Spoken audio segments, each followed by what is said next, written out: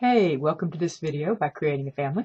I'm Dawn Davenport, the Executive Director of Creating a Family, and today we're going to be talking about breastfeeding your adopted child.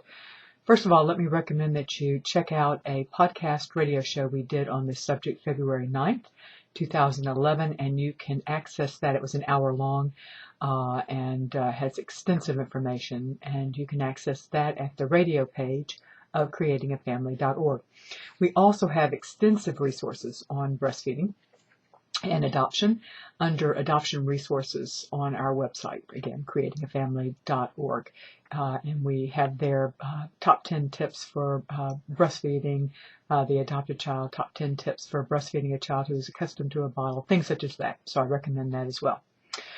All right, let's start. There are obviously some advantages to breastfeeding. Number one, and probably foremost, is the advantage of bonding with your child. Clearly, there are some advantages to breast milk as well. Whether or not you will be successful depends on a lot of factors. Number one, obviously the age of the child and the child's previous feeding experiences will make a difference. Let me also recommend at this point a video we've done on breastfeeding the internationally adopted child. If you define success as being able to provide exclusively all of your baby's milk needs, which, and I might add, I don't encourage you to define success that way, but if that's what you're asking, is whether or not you're going to be able to provide all of your child's milk needs, there was a study done by Lenore Goldfarb out of Canada.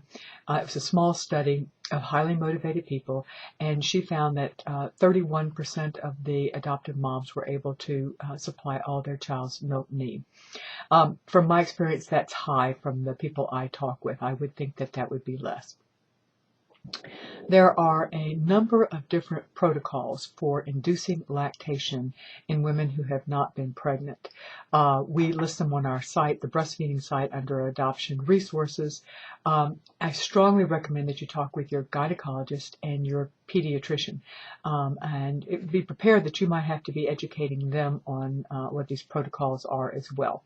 And again, we've given you some resources, especially resources for your pediatrician from the American Pediatric Academy. So anyway, go to our site and be armed, and then talk with your pediatrician and your gynecologist. One of the big decisions you're going to have to make is whether or not to use domperidone. It is a medication that is not approved in the United States, but is approved elsewhere, Canada being one place, for gastric issues. And it's going to be a big decision because the FDA, the U.S. Food and Drug Administration, specifically recommends against using this drug for breastfeeding. We have done our best to include as much information on our site on the controversy and given you links to original publications discussing it.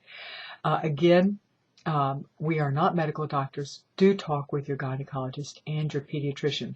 The issues you're going to have to think through are any impact on you and any impact on your baby with the amounts of domperidone that will be excreted in the breast milk. That is, I should add, one of the protocols calls for using domperidone to help induce lactation. It is approved, as I mentioned, for gastric issues, but one of the side effects has been increased milk supply. And so it can be used, or it has been suggested to be used off-label for that purpose. There are clearly some advantages. There are also clearly some disadvantages. Again, check with your doctor. To induce lactation, one of the best things you can do is start early.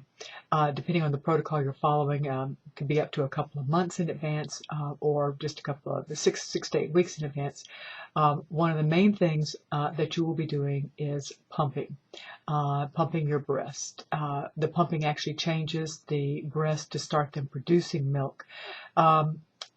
By all means, get a high-quality electric hospital-grade dual attachment pump so you can pump both breasts at the same time.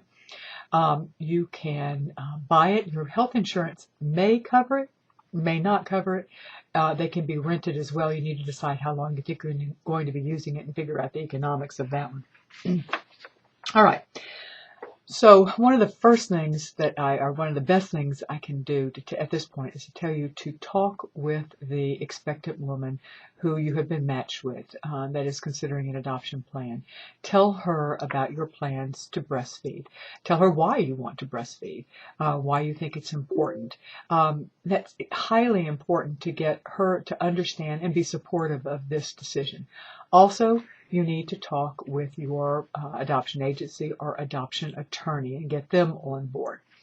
Now, one of your goals is going to be to breastfeed as early as possible at the hospital. In an ideal world, you'd love to be able to breastfeed within 30 minutes of birth. This is, of course, assuming that you've got a birth mother placement domestic adoption so that you'll be adopting a newborn. This may or may not be possible. And you need to be very sensitive to the fact that at this point, most likely the birth mother will not have relinquished her rights, and you need to be sensitive to that fact.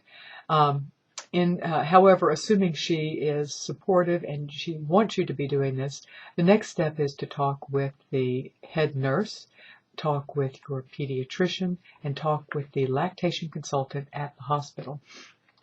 To see what can be done for you to be able to breastfeed as soon as possible. Don't freak out if you're not going to be able to do it within 30 minutes. I think that's almost pushing it. That would be in an ideal world.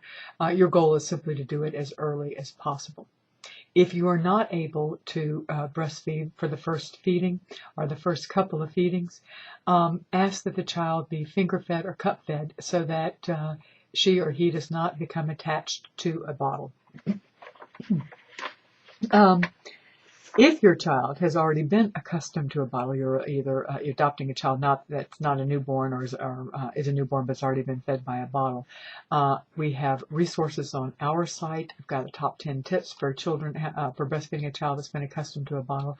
We've also done a video on breastfeeding the internationally adopted child, which would imply that that child would be accustomed to a bottle as well. If your child needs supplementation, which is likely, although not a given, you need to use a lactation aid. You can find out more information about them on our website, Breastfeeding, under Adoption Resources. Don't go to a bottle or cup or even finger feeding at that point. It's much better to use a lactation aid if you're committed to breastfeeding.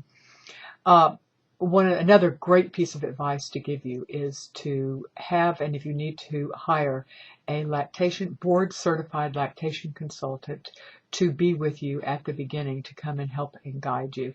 And it's very helpful if this person is knowledgeable about breastfeeding for a woman who has not been pregnant. And it's not a given that the lactation consultant at the hospital will be knowledgeable, or even the first consultant you contact. But keep looking, find somebody. La Leche Leave is an example of somebody who could probably find a consultant that will have this knowledge and get support. It will be much easier for you. Again, we have lots and lots of resources at creatingafamily.org under breastfeeding, under adoption resources. I sure hope this has been helpful to you. Thanks. Bye.